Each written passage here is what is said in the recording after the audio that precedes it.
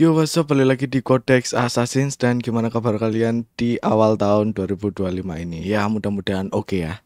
Di awal tahun ini aku akan mencoba merekap apa saja yang dilakukan oleh studio pembuat Assassin's Creed yaitu Ubisoft. Tentunya banyak banget ya kesalahan yang dia lakukan gitu.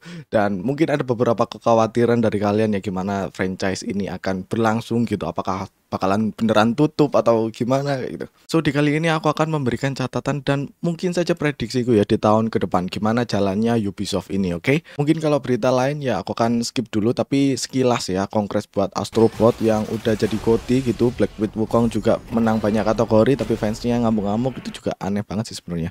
Cuman oke, terus kayak game Balatro yang unik banget dan makin banyak playernya ya setelah GOTY kemarin, itu bagus sih menurutku, keren.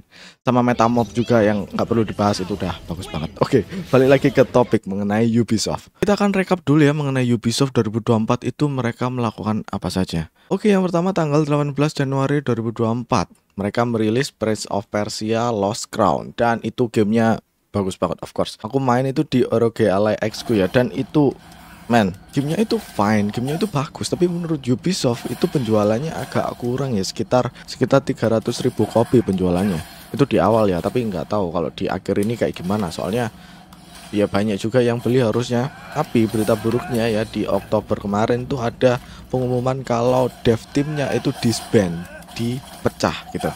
Ini yang perlu di-note ya, bukan berarti orang-orangnya itu dipecat, itu enggak, tapi orang-orangnya itu dipindahin ke project-project yang lebih baik kayak gitu ya.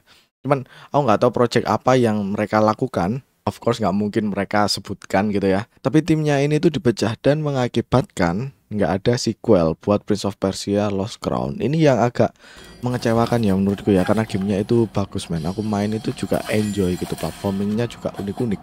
Aku nggak tahu ini keputusan dari Ubisoft gimana. Menurutku sih direksinya ya. Kalau untuk developernya of course bagus men. Dev teamnya itu udah keren gitu bikin Prince of Persia Lost Crown, tapi kenapa nggak tahu direksinya kelihatan untungnya sedikit udah langsung dihapus. Atau mungkin itu kesalahan marketingnya juga bisa sih ya. Menurutku promosinya nggak terlalu wah gitu waktu di Prince of Persia Lost Crown. Ya itu menurutku agak kesalahan sedikit sih ya. Kenapa kok keputusannya malah mendisband timnya gitu. Padahal gamenya bagus. Kalau menurut kalian gimana, silahkan komen aja di bawah. Kita akan lanjut di Februari 13 2024. Ubisoft meluncurkan Skull and Bones. Ya, of course Skull and Bones ini sucks. Di awal marketingnya ya mereka memperkenalkan game Skull and Bones ini sebagai game pirate gitu.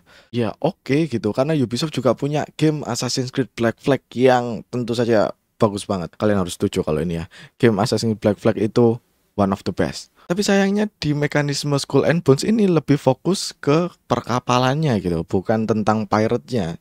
Jadi nggak ada tuh raiding gelut-gelut, itu nggak ada men. Jadi kayak setengah fiturnya itu dihilangkan gitu. Kayak kurang aja, ini bukan game pirate ini. Ngapain promosinya game pirate? Mending promosinya game perkapalan zaman abad pertengahan gitu. Bener nggak sih? Jadi feels off aja gitu. Menurutku kurang. Dan menurut record ya, itu pemainnya kurang dari 1 juta waktu awal-awal rilis. So itu bisa dibilang jelek sebenarnya. Tapi kok bisa ya sampai 800 ribuan pemain. Game ini tuh banyak kritikannya men. Aku nggak tahu main kenapa kok dia masih kekeh untuk mempertahankan Skull and Bones. Ya mungkin karena development cost-nya itu banyak gitu ya, apalagi mereka bilang quadruple A game gitu ya. Mungkin di pemikiran mereka karena mereka udah keluar banyak uang, jadi nggak mau dihilangin itu Skull and Bones-nya. Aku udah keluar banyak uang, masa nggak aku pertahanin kayak gitu ya mungkin ya. Tapi karena itu ya yang bikin keuangannya makin agak nggak oke gitu, apalagi di bulan March ya ada The Crew ya udah offline, dan itu bikin gamer udah putus asa, udah marah gitu sama Ubisoft. Ini udah berapa poin nih? 3 poin ya, 3 poin jelek nih. Kita lanjut ke poin berikutnya, ada di tanggal 15 bulan Mei Assassin's Creed Shadow trailernya rilis, dan ini ya sebenarnya trailernya bagus men. Of course, bagus banget. Cuman ya ada beberapa detail, ada beberapa kontroversi gitu yang dikemukakan oleh banyak player gitu ya, apalagi tentang Yasuke dan sebagainya. So kalau aku secara pribadi aku nggak masalah dengan Yasuke-nya gitu, tapi detailing dari trailernya pun ada banyak kesalahan, dan itu orang-orang bikin detail-detail kesalahan Assassin's Creed itu banyak banget ya. Sampai aku sendiri juga bikin ya di channel yang sebelumnya gitu. Apalagi ada pengundurannya ya. Assassin's Creed Shadow akan diundur tanggal 14 Februari 2025. Ya, nanti kita akan main men bulan depan. Oke, ditunggu aja. Lanjut di bulan Mei ya, sebenarnya ada berita baik untuk Ubisoft gitu. Dia merilis game XDefiant yang tentu saja digadang-gadang sebagai COD killer gitu. Katanya orang-orang kayak gitu. Tapi yang nggak terlalu wah banget. Tapi sebenarnya ada potensi. Ya itu gamenya cukup fun sebenarnya, tapi mungkin ya kurang imbalance sedikit aja. So harusnya Ubisoft itu bisa nge-tweak sedikit gitu loh. Dia pun punya IP FPS yang bagus banget kayak Rainbow Six itu pendapatannya itu lumayan gitu di Ubisoft. Tapi mungkin ya dia nggak bisa menyamakan levelnya Rainbow Six sama XDefiant karena emang gamenya berbeda gitu. Rainbow Six berbayar dan punya gameplay yang tersendiri gitu. Beda sama XDefiant yang emang free to play. Harusnya ada potensi gitu. Tapi ya kita dapat pengumuman kalau misal XDefiant akan mati di Juni 2025. Ya nanti beberapa bulan ke depan XDefiant udah koit. Umurnya cuma setahun lebih dikit udah meninggal anjir. Tanya mereka nggak bisa maintain jumlah player yang main di XDefiant. Mungkin itu tadi ya kurang balance sama ya perlu ditambahin gimmick-gimmick yang lain gitu loh. Tapi kayaknya Ubisoft nggak terlalu mikirin itu dan mending di-cut aja. Aku nggak tahu keputusan ini direksinya Ubisoft ya.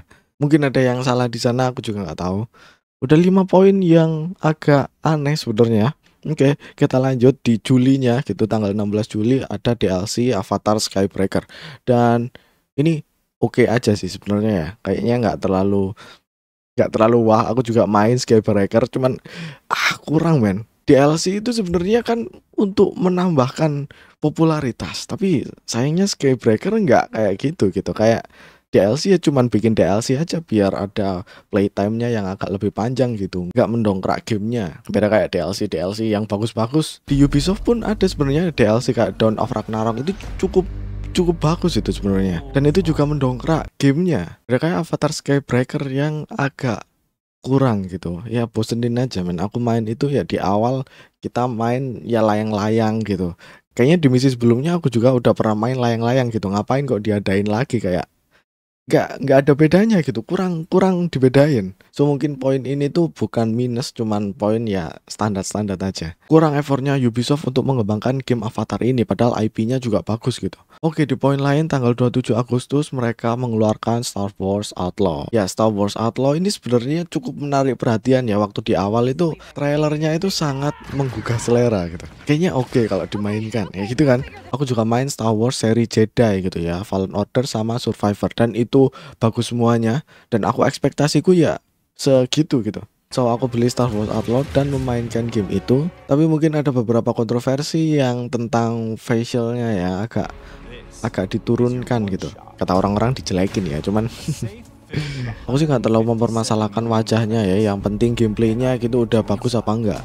Dan di awalnya itu ya kurang optimize dan ada banyak bugsnya gitu. Tapi untuk update yang sekarang lebih bagus men, lebih bagus. Aku mainnya juga lebih enjoy. Mungkin aku akan main itu ya sampai tamat, tapi aku belum tamat sampai sekarang.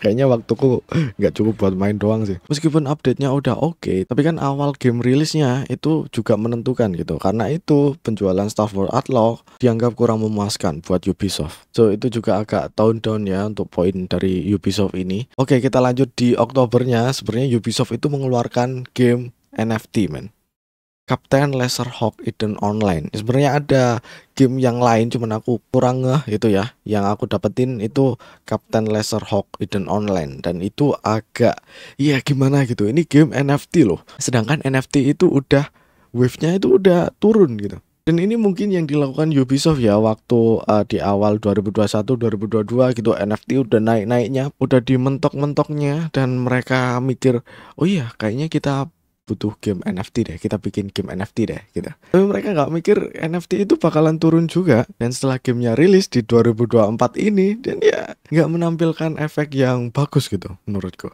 So makin lama makin turun ini Ubisoft ya. Untuk 2024 nggak ada kabar yang benar-benar baik di 2024 ya untuk Ubisoft ya. So kita akan lanjut di 2025, gimana Ubisoft akan berlangsung ya selama tahun ini, apakah beneran tutup. Yang pertama kita akan ngomongin saham ya, yang mana Ubisoft ini public company gitu. Dan mungkin beberapa orang menganggap Ubisoft bakalan dibeli sama Tencent ya. Dan ada yang mengatakan Tencent punya 49 saham Ubisoft. No, It's not true. Tencent itu di 2022 itu beli 49% saham dari Guillemot Family. Oke, Guillemot Family yang ada di Ubisoft gitu. Sebenarnya kita nggak tahu ya di belakang itu kayak gimana. Tapi kalau kita lihat di 2022 itu ada kerjasama antara Ubisoft sama Tencent gitu, yaitu Assassin's Creed Codename Jade. Nah, di Codename Jade ini ya mungkin dari kerjasama itu menimbulkan tadi 49% dari Guillemot Family. Ya, aku garis bawah nih, Guillemot Family, saham dari Guillemot Family yang ada di Ubisoft. Itu berbeda dari keseluruhan saham di Ubisoft, oke? Jadi 49 itu diambil ke Tencent dan mengakibatkan Tencent punya saham sekitar 9 hampir 10% dari total saham dari Ubisoft. Tapi untuk Guillemot sendiri itu punya sekitar 14 sampai 15%-an gitu. Yang secara pribadi ya. Tapi kalau dihitung ya antek-anteknya si Guillemot gitu yang megang saham Ubisoft, itu kalau di total sekitar 20,5% yang mendukung Guillemot. Ya sampai sekarang keputusan Ubisoft itu tetap dipegang sama Guillemot Family karena dia yang pegang kontrol yang paling banyak. Apakah Tencent bisa buy out? Sebenarnya bisa. Kalau kita lihat kekayaan Guillemot Family itu ya sekitar 290-an million gitu ya. Kalau misal kita bandingkan sama Tencent itu berkali-kali lipat ya.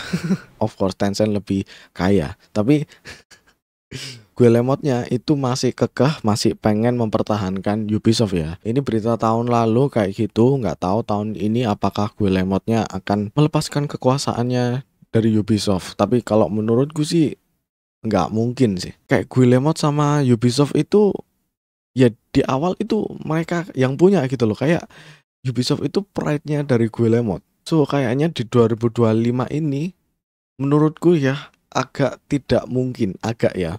Kemungkinannya kecil kalau misal Tencent beli seluruh saham Ubisoft atau jadiin private company-nya buat Tencent. Gitu kayak wah, kemungkinan kecil sih menurutku ya. Dan yang mungkin terjadi ya menurutku ya karena Ubisoft itu sekarang udah pecat-pecatin orang-orang. Udah nutup beberapa studio juga di San Francisco kalau nggak salah. Dan mungkin itu langkah yang akan dilakukan Ubisoft karena Ubisoft itu employee-nya hampir 20.000 orang, hampir 20.000 orang. So ya sekitar 18 ribuan kalau nggak salah ya, atau mungkin sekarang udah menurun ya. Karena studio dengan employee sebanyak itu sebenarnya terlalu besar men, terlalu besar. Ini perusahaan game dan kalau dihitung perusahaan game rata-rata employee-nya nggak segede Ubisoft gitu. So mungkin kemungkinan yang akan terjadi untuk 2025 menurutku adalah Ubisoft akan memperkecil perusahaannya. So entah itu dipecatin orang-orang, entah itu studionya nanti bakalan banyak yang ditutup, nanti tiba-tiba Ubisoft jadi lebih kecil dan jadi kayak indie game lagi gitu. Ya mudah-mudahan enggak, aku harap tetap berkembang gitu. Ya, tapi kegedean mungkin nggak apa-apa sih di-cut-cut ya.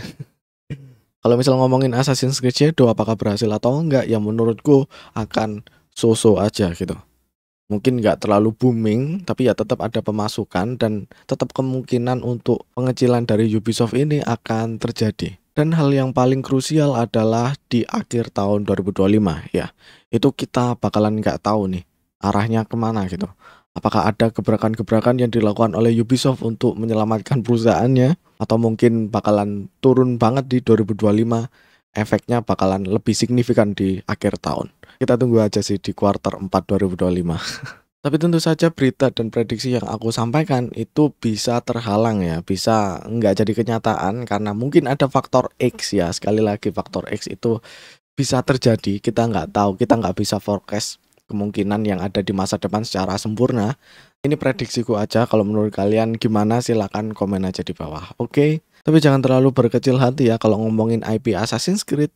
Pastinya akan tetap berjalan. Ini di 2025 banyak banget IP-IP yang akan dijalankan Assassin's Creed. Salah satu contohnya Assassin's Creed Jade yang katanya akan dirilis di 2025. Remake Assassin's Creed 4 juga. Nggak tahu apakah diundur atau enggak. Mudah-mudahan enggak. Sama kita nggak tahu yang tentang Netflix ini gimana ya. Karena ada live adaptasi dari Netflix gitu tentang Assassin's Creed. Ya mudah-mudahan lebih bagus. Mudah-mudahan menambah, mendongkrak gitu kayak Cyberpunk Edge Runner itu kan mendongkrak banget tuh penjualan di game Cyberpunk. Mudah-mudahan seperti itu. Oke, di terakhir ini mungkin failsafe aja ya, failsafe. Kalau mungkin beneran hancur nih Ubisoft ya.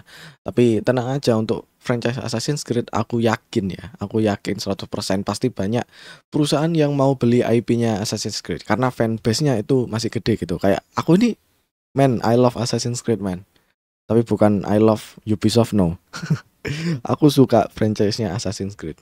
Dan tentunya karena kita suka franchise-nya, masa depan dari franchise-nya pasti juga akan ada gitu. Nggak completely gone gitu, enggak. Tapi ya mungkin butuh waktu aja. And that's it. Bagaimana menurut kalian? Silahkan komen aja di bawah. Bantu like dan subscribe-nya agar channel ini berkembang. Dan akhir kata, we work in the dark to serve the light. We are assassins.